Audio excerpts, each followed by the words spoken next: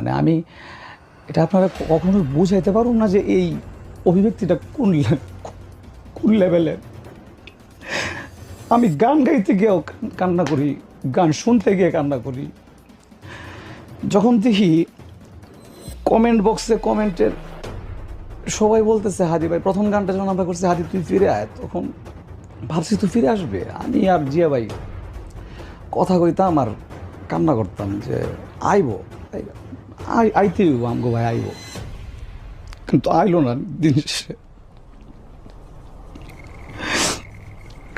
খুব ইচ্ছা ছিল যে আসার পর একটু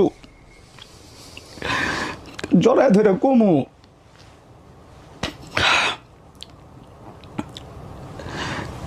কইতে পারি নাই। কিন্তু যে আগুনটা জ্বালায় দিয়ে গেছে, এই আগুন আমার কখনোই ছিল না। ও যেটা চাইতো আর কি, যে